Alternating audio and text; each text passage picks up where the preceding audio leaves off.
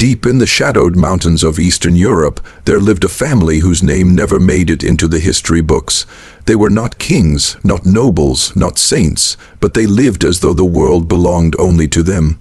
For centuries, they had cut themselves off from the villages below, refusing to mix with outsiders. They believed that their survival depended not on the wisdom of community, nor the strength of diversity, but on keeping their bloodline untouched, pure, and sacred. It was in this environment that Gregor was born. From his earliest years, he was told he was different. His mother whispered to him that their family had been chosen by heaven, that their blood was not like the blood of common men. And when his father died suddenly, Gregor inherited not just land and livestock, but the heavy crown of belief that he was destined to lead, destined to be revered. But Gregor was not content with being the head of a family. He wanted more. He wanted worship. At first, Gregor's authority was natural. In isolated families, the eldest son often takes the role of protector, but Gregor's mind was cunning. He understood the power of fear. He began to whisper into the ears of his siblings, his cousins, his aunts and uncles, "We are not ordinary. We are divine." Whenever a storm struck the mountains, he claimed it was because outsiders had offended heaven, while their home was spared only because of him. When a sheep gave birth to twins, he called it a blessing of his bloodline. When one of the children in the family fell ill or died young, a tragedy that had become common due to years of inbreed, Gregor twisted the truth. He declared it was a sacrifice to their holiness, a sign that the gods were keeping them separate from the world for a higher purpose. The family, uneducated and fearful of the world beyond, began to believe him. Their prayers shifted. They no longer prayed to the God of the heavens. They prayed to Gregor. Meals began with his name. Births were celebrated as his blessings. He had become, in their eyes, not just a man, but a god. Generations of inbreeding had already taken its toll. Children were born weak, some with deformities, some with minds that struggled to understand the simplest of things. Instead of seeing this as a curse of their own choices, Gregor used it as proof of his divinity. "Only I," he would say, "was born strong among you. Do you not see? My blood is purer than yours. I am the chosen vessel." And because the family had no knowledge of the outside world, no schools, no books, no comparisons, they believed him. Ignorance became the soil where his false godhood grew. This is how deception works. When people are cut off from truth, they will bow even to a lie. Over time, Gregor's rule hardened. He created rituals to keep control. Every morning, the family gathered in a darkened room lit by oil lamps, where they were forced to kneel before him. He spoke blessings over them, demanded offerings of food, and punished those who questioned him. If a child refused to bow, he called them cursed. If a mother wept for her sick baby, he accused her of lacking faith in him. Slowly, doubt was choked out of their hearts. To disobey Gregor was not just rebellion against a man, it was rebellion against God himself, or so he told them. And yet, beneath all his power, there was one truth Gregor could not escape. His throne was built not on holiness, but on fear. The cost of this false worship was heavy. Funerals became more common than weddings. Hope was crushed under the weight of Gregor's lies. Entire generations were raised to believe that suffering was holy, that sickness was sacred, that their worth was only found in serving their so-called God. Still, Gregor thrived. He grew proud, fattened not only on food but on power, and every time he looked into the eyes of his family, kneeling before him, he felt immortal. He truly believed he had become what he preached, a god among men. But the truth is this: a god born of lies can never last forever.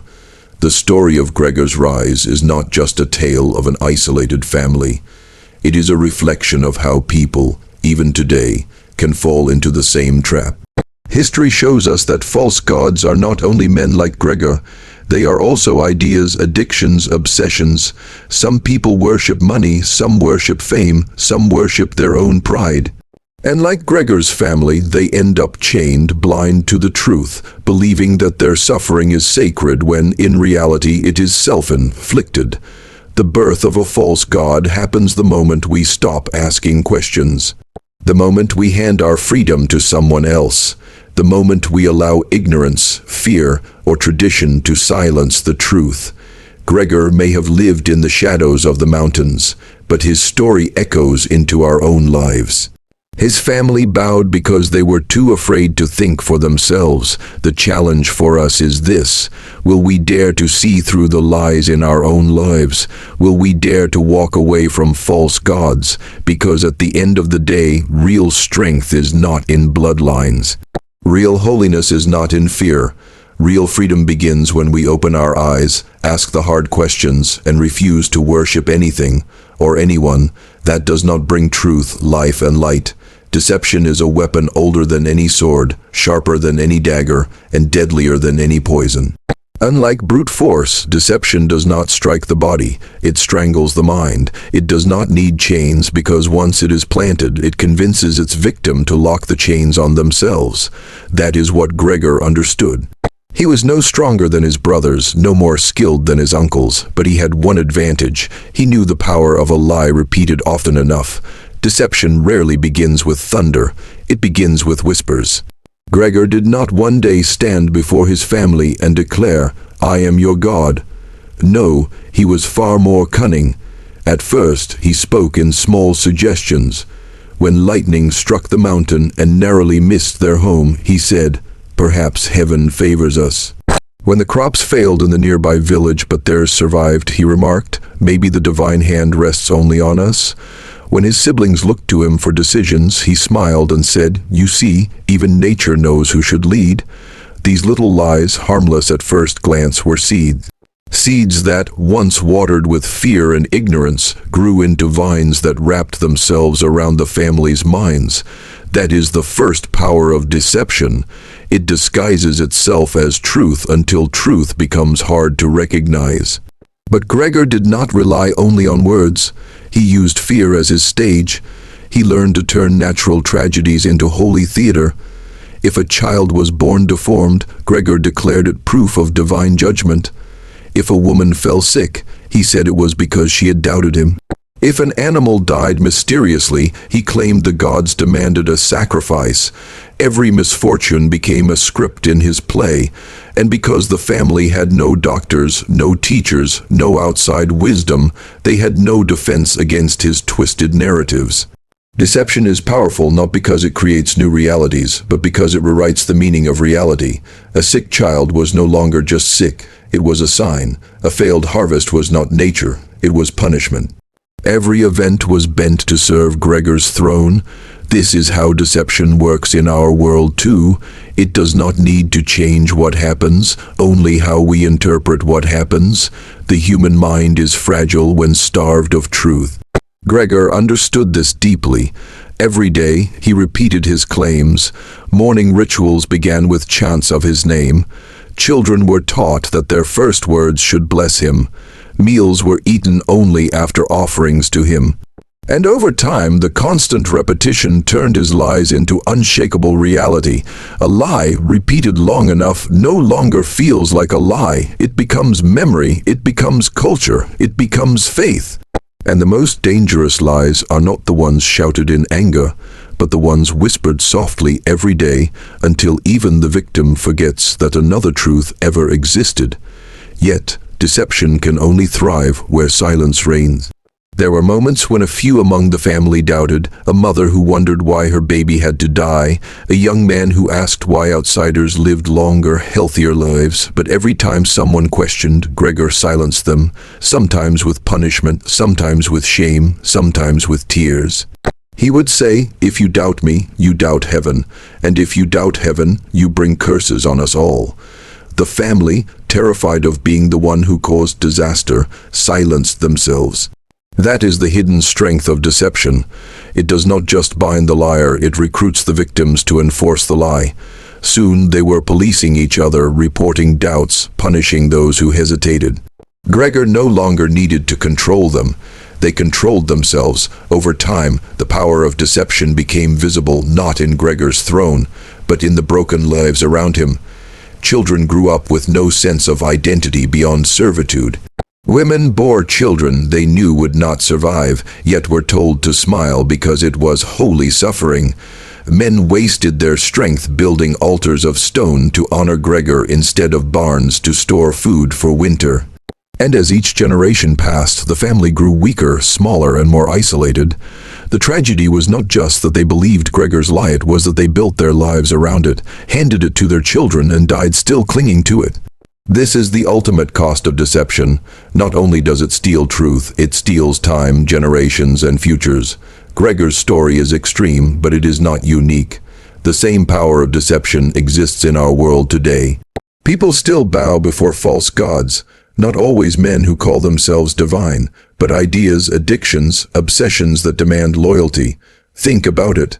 How many people believe the lie that money will save them? How many trust the illusion that fame will give them worth? How many swallow the deception that pleasure equals happiness? Like Gregor's family, many are kneeling every day, not before truth, but before lies dressed in gold. The power of deception is that it never announces itself as a lie. It comes as comfort, as tradition, as authority, as success. And unless we are willing to question, to seek truth beyond appearances, we too can bow to false gods without even realizing it. But here is the hope. Deception, no matter how strong, cannot stand forever. The truth may be buried, but it is never destroyed. A lie may rule for a season, but it always carries the seed of its own collapse. For Gregor, that collapse would one day come. His family would begin to see cracks in his throne. The God he built would not remain eternal. And for us, the lesson is clear. We must test every voice, every belief, every leader, every desire against the light of truth. Because once deception is unmasked, its power dies instantly. Every illusion eventually meets the wall of reality. No matter how carefully a lie is woven or how powerfully it is enforced, time has a way of pulling at its seams. In the case of families built on false gods and twisted bloodlines, the cracks always reveal themselves, not with a single catastrophic blow, but through the quiet, persistent unraveling of truth. The story of a family that worshipped one of their own as divine is not simply about blind devotion. It is also about the slow disintegration of that devotion as the consequences of inbreeding, secrecy, and deception became impossible to ignore. In the early days, when the so-called God stood tall before his kin, there was no room for doubt. His words carried authority, his presence demanded obedience, and the family saw his blood as something sacred. But blood does not carry divinity. It carries biology, and biology is unforgiving. Inbreeding, practiced under the guise of keeping the bloodline pure, began to show its effects. Children were born frail, some with deformities, others with minds that did not develop as they should. What had once been hidden as the will of a mysterious god soon became an undeniable mark of human consequence. The cracks in the bloodline were not just physical, they were spiritual, moral, and emotional. The family, desperate to maintain their illusion, tried to explain these abnormalities through stories. They claimed the frailties of the children were divine burdens, sacred trials that proved their chosen status. They wrapped tragedy in religious language, disguising suffering as holiness, but deep down, the truth gnawed at them. They saw what others did not see. They lived with the whispers of madness in their home, the coughing of weak lungs, the strange features that told of something unnatural. They could not escape the fact that their devotion was producing devastation. The God they worshipped was not blind to this. He too saw the cracks in his creation. But instead of repenting or admitting the lie, he leaned further into the deception. He demanded more rituals, more isolation, more silence. He knew that if anyone within the family spoke too freely about the truth, the fragile foundation of his power would collapse. His so-called divinity rested on one principle: control. And control thrives only when silence reigns, but silence cannot hold forever. In every generation there comes one voice brave enough to question. Among the younger members of the family, cracks of rebellion began to form. They asked dangerous questions. Why do we marry only each other? Why must we hide from outsiders? Why do we call one man a god when he bleeds like us? These questions were dismissed as childish or rebellious, but questions are seeds, and once planted, they grow. The god knew this, and so he punished curiosity with harshness. Yet each punishment only deepened the cracks. Fear can keep people quiet, but it cannot erase doubt. And then came the outsiders. Every family that isolates itself believes it can escape the scrutiny of the world, but the world always finds its way in. A wandering traveler, a curious neighbor, or even a government census taker can stumble upon the cracks. Whispers spread beyond the walls, the family that worships their own, the strange appearances of their children, the stories of rituals that reek of secrecy. Once doubt left the family's gates, it became unstoppable. The cracks widened further as the god grew older. No man, no matter how feared or worshipped, can outrun the decay of time. His once commanding body weakened, his face sagged, his voice lost its power. And when the god himself began to falter, the illusion of his eternal strength shattered. What use is a god who coughs blood? What power lies in a man who cannot rise from his bed? Even the most loyal followers within the family began to see that what they had worshipped all along was not divine. It was fragile, human, and mortal. The collapse was not sudden, but slow and inevitable. Like a crumbling wall, each crack led to another. What had once looked impenetrable was revealed as hollow, and as the bloodline weakened, so too did the myth that had been built upon it. Children once raised in unquestioning faith now spoke openly of their shame. Some fled, desperate to escape the curse of their family name. Others stayed, but their worship became hollow, stripped of the fervor that once blinded them. The lesson is clear: no lie, no matter how powerfully enforced, can survive forever. Truth has a way of seeping through the cracks, of demanding to be seen, of holding a mirror to the faces of those who tried to bury it. In the end, the cracks in the bloodline were not just physical deformities or whispered doubts. They were the hand of justice itself, pulling down an empire of deceit built upon incest, control, and false worship. For us today, this story warns of the dangers of building legacies on lies. Whether in families, institutions, or nations, purity that isolates itself will always lead to decay. Power that feeds on deception will always collapse. And worship that elevates men to gods will always reveal itself as hollow. The cracks may be slow, but they are sure, and once they appear, they remind us of a truth too powerful to ignore. What is human can never be divine. Every empire built on lies eventually meets its collapse. It does not matter how grand the illusion appears, how strong the grip of fear is, or how blind the devotion of followers becomes. False gods always fall. History has proven this truth again and again, and the story of the man who deceived his own family into worshipping him as divine is no exception. His reign, though powerful in its illusion, was destined to end not with glory, but with shame. The so-called God had once stood untouchable, commanding absolute obedience within his household. His word was law, his image was sacred, his bloodline was exalted. Yet behind this facade of divinity was nothing more than flesh and bone, a man like any other who bled, who aged, who feared. For years, he suppressed this truth through control, punishment, and secrecy. But as time marched forward, even he could not escape the cracks in his body and the crumbling of the myth he had built. His downfall began with weakness. Illness struck, as it does every mortal, and no amount of rituals or prayers to himself could heal what nature had decreed.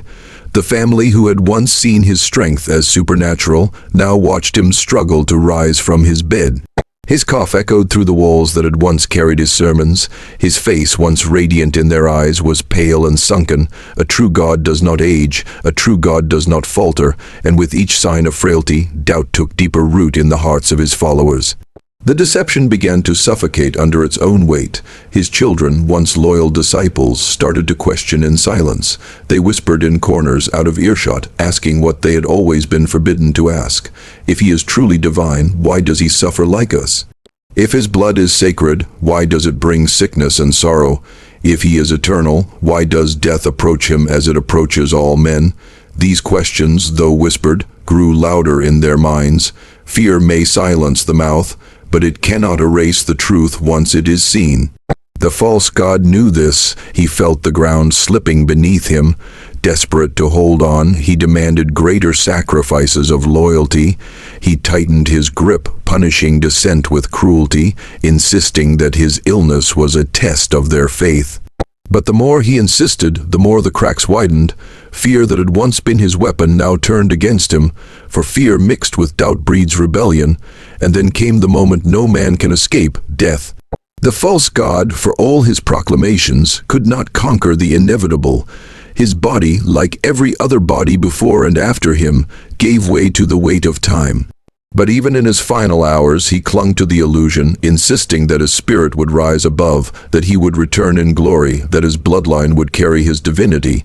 Yet when his breath ceased, when his body lay still, his family did not see a god, they saw a corpse. A husk of flesh, silent, powerless, mortal. The fall was complete in that moment. The illusion shattered, and with its collapse came the devastating realization of what they had given up. Years, decades of blind devotion had been poured into worshipping a man who was no more divine than themselves. They had married within their own bloodline, suffered deformities, endured punishments, silenced questions, and carried shame, all for the sake of a lie. The God they had served left them not with blessings, but with scars that would last generations. Yet even in this tragic collapse lies a lesson of hope, for when a false god falls, the truth rises. The family, broken and disillusioned, had before them a choice to continue the lie for the sake of tradition, or to face the painful reality and rebuild on honesty. Some chose denial, clinging to fragments of belief, but others, the brave ones, chose freedom. They admitted what others would not, that they had been deceived, that they had enslaved themselves to a man instead of the truth. And in admitting this, they began the long, hard work of healing. The fall of the false god is not just a story about one family. It is a mirror for all of us.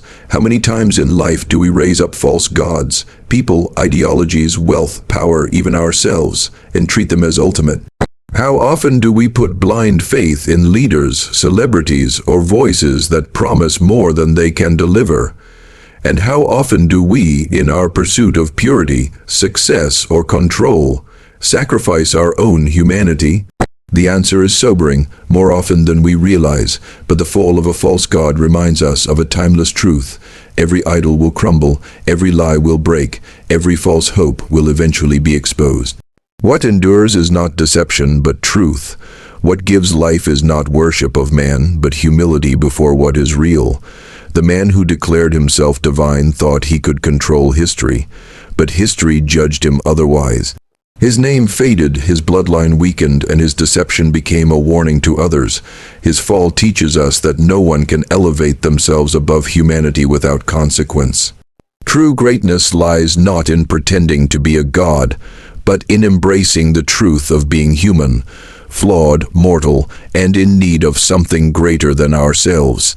In the end, the false god's legacy was not divinity, but a lesson that power built on lies will always collapse, and only truth can stand the test of time.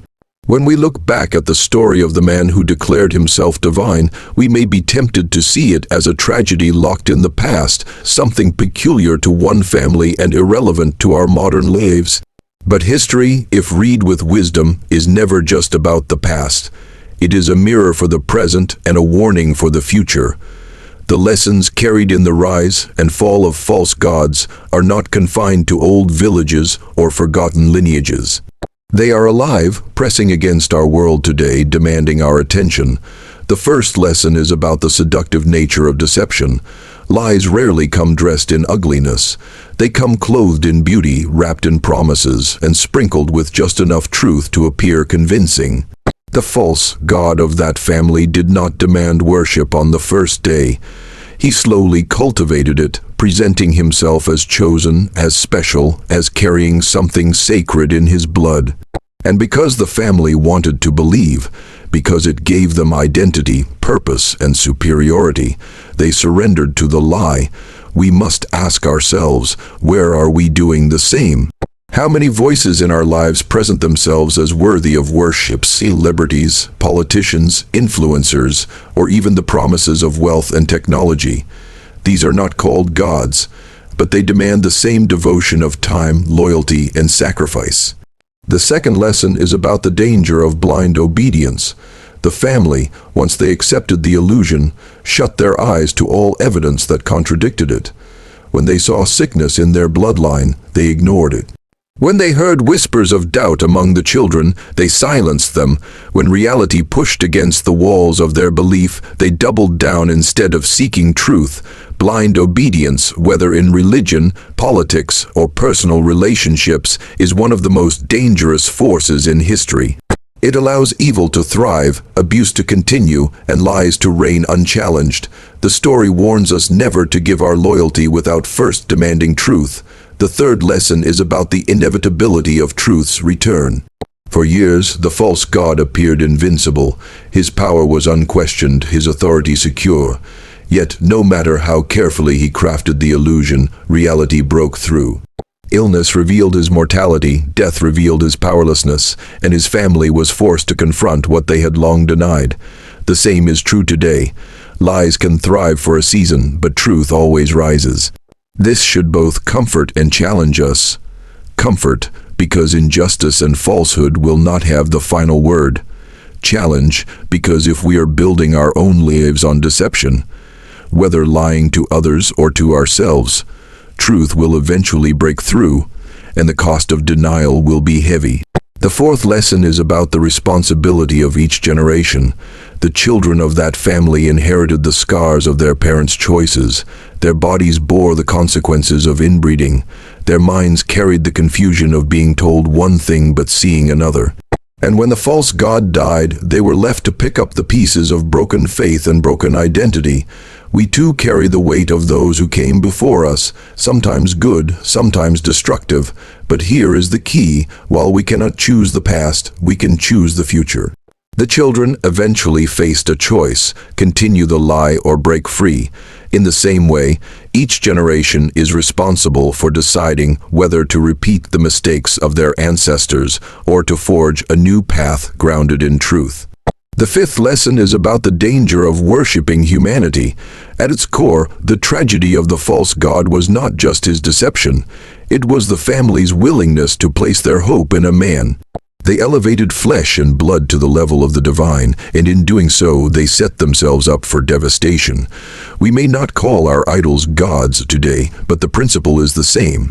When we put ultimate trust in leaders, celebrities, wealth, status, or even our own abilities, we are walking the same path. Humanity is fallible. Mortality cannot be denied. No human being, no matter how gifted or powerful, deserves the devotion of a god. To worship man is to build a house on sand, destined to collapse when the storm comes. The sixth and final lesson is about the power of truth to heal. Though the story is heavy with sorrow, it does not end without hope. When the illusion collapsed, and when the false god was finally revealed as mortal, the family faced a painful but freeing moment: the chance to live in truth. Truth can hurt, because it strips away comforting illusions. But truth also heals, because it grounds us in what is real, solid, and lasting. The family, broken as they were, could finally begin to rebuild, not on fear, not on lies, but on honesty. In our own lives, we too will face moments when illusions shatter. Those moments will hurt, but they also hold the greatest opportunity for growth. So, what is the lesson for us today? It is this: never surrender your mind to deception, never give blind obedience, never place divine trust in mortal beings, and never ignore the cracks in the foundations of your beliefs. Instead, seek truth, however uncomfortable, however costly, because truth alone has the power to free, to guide, and to endure. The man who called himself a god is gone. His power, his illusion, his lies, they all crumbled into dust. But his story lives on, not to be imitated, but to be remembered. And if we are wise, we will let it speak to us across time, warning us of deception, urging us to question, and inviting us to build our lives not on illusion, but on truth. For history remembers the buried lies of men, but it also remembers the courage of those who chose truth instead. Let us be counted among them.